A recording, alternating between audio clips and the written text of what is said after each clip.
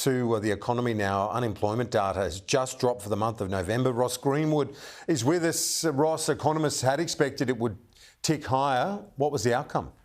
Done exactly the opposite, Kieran. So in other words, more jobs created than expected. The unemployment rate has surprisingly ticked lower to 3.99%.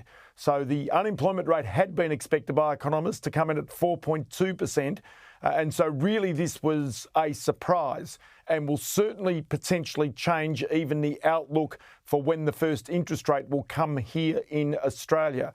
Now, the reason for this is because quite clearly it has been a significantly strong jobs market in Australia for a very long period of time, and there were expected to be some 25,000 jobs created during this time.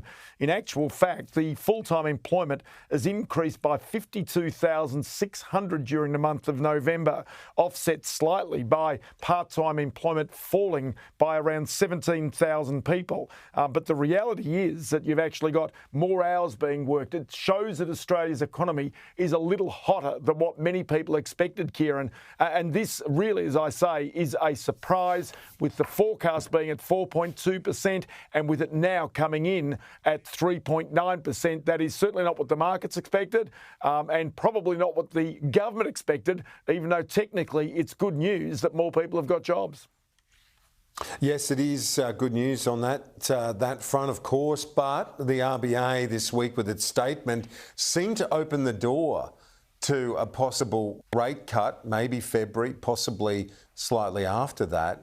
This number really is a cat among the pigeons in terms of how they interpret these figures. It sure does, and it changes it. Now, we can actually show you right now what the impact on the markets is right away, and that's the important thing to keep a little eye out for. So I want to give you a few bits and pieces. This is the ASX 200. So before this statement dropped, just in the last couple of minutes, the ASX 200 was up by 27 points. It's now just up by 1 point. So in other words, that means that the markets are saying the likelihood of that February rate cut are now further out. You can see now just still moving around, it's live. If we go and have a quick look at the Australian dollar now, and what you can see there is that the Australian dollar has jumped quite sharply. It was before this announcement sitting at 63.8 US cents. It's put on more than a quarter of a cent since then, just in the last few minutes that we've been chatting, and still now bouncing above 64 cents. Generally what happens is if interest rates are going to be cut, the dollar goes lower. Interest rates on hold for a longer period of time, the dollar goes higher. So the dollar's going higher. So this is interpreting the number from the unemployment rate today as meaning that the interest rate cut expected perhaps by many in the markets in February, and certainly by April at least, is now not so certain. The other one I can show you is the money markets interest rates. We look at the 1 year money market interest rate, and the reason we look at that is because it's the shortest term, or one of the shorter term interest rates. And what I can tell you is that that rate was sitting just before this announcement at 4.055%. And if we bring that one up, we probably see that that rate has also suddenly gone. Now, this goes to the Reserve Bank, Kieran, and the Reserve Bank had been saying that there was something like a 63-64% chance of a rate move in going into February. But if I go now and just have a quick look at where the rate predictor is right now as we sit here, because it will have moved significantly, I can tell you now that that rate is down to 53%. So in other words, it's gone from 63% to 53% in just the last couple of minutes that we've been on air. And that is all as a result of that unemployment number that's just come out.